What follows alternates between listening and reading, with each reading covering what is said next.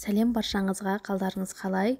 Сіздерге кешкі асқа осындай күшті хамыр хасп деген тамақтың рецептімен келіп шығып тұрмын. Қараңыздар, өте қамырлар жұмсақ, әдемі әрі дәмді, тойымды болып шығатын тамақты рецепті менімен соңына дейін видеоны көріп, лайк басып, подписаться етіп, коммент жазып қалдырыңыздар. Қуана ответ қайтарамын.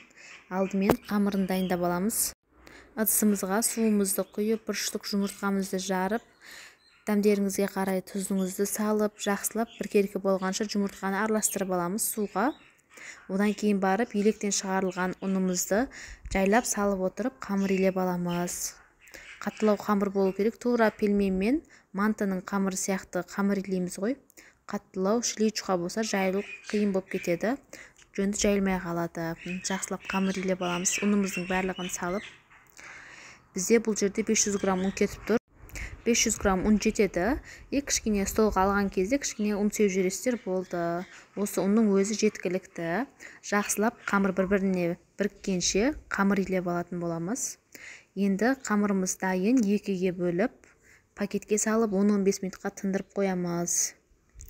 Қанып әдемі жайылу үшін осылай тындырып қою қажет. Ол кезде енді біз начинкамызды дайындап аламыз.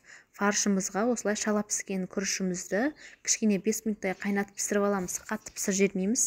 Ұсақтап туралған пиязымызды, дәмдеріңізге қарай тұз, қара бұрышты салып, жақсылап біркелкі болғанша араластырып аламыз. Міне біздің начинкамыз дайын. Осындай әдемі начинка болып шығады бізде. Енді қанып тұрған қамырымызды алып, жаймендеп жаюды бастаймыз. Тура манты сияқты қып жаямыз ғой, манты сияқты қып кесеміз. Қамыр жайылуы оңай. Қанып тұрған соң бізде қамыр өте оңай жайылады. Көріп тұрғандарыңыздай. Енді барлығымыз білеміз ғой қамыр жаюды. Осылай қамыр жайып алатын боламыз.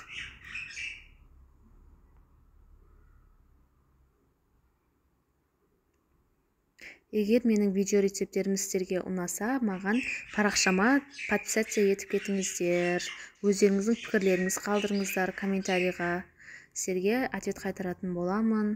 Міне осылай тура манты сияқты етіп кесіп аламыз.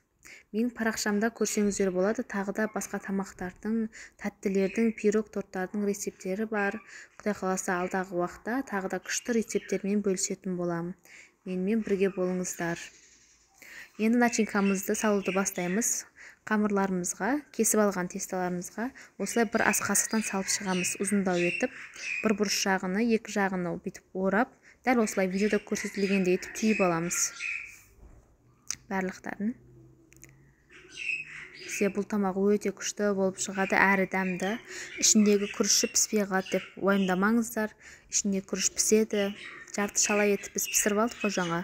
Одан кейін уже мантаварканың қайнап тұрған суының буының өзіне пісіп кетеді. Қатты уайымдамаңыздар. Өте дәмді тағам болады.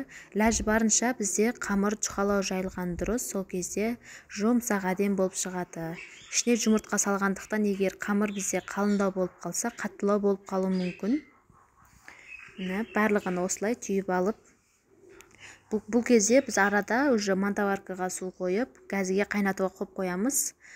Енді листімізді осылай майлап аламыз. Неге десеңіздер, қамыр жабысып қалмау үшін. Осылай барлығын бір-біріне қатты жақын етпей теріп шығатын боламыз.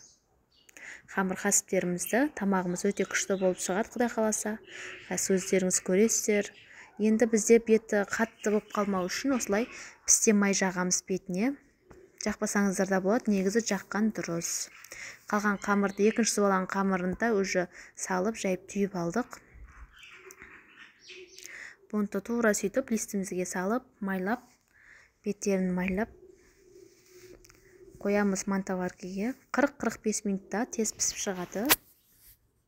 Беттерін майын неғылдық. Арада уже бізде су қайнап тұрған болу керек. Енді 40-45 минутқа пісіріп алатын боламыз. Міне қыздар, біздің хамыр хаспымыз пісіп шықты. Өте жұмсақ әрі күшті болып шыққан. Көріп тұрғандарыңыздай, ішіндегі подливасы менде помидормен пияз қуырып салғанмын. Осымен күшті кетеді. Майонез кетчуптармен де негізі әдемі кетеді. Кешкі астарыңыз дәмді болсын. Осы рецептпен жасап көріңіздер. Сіздермен болған Зұлқұмар.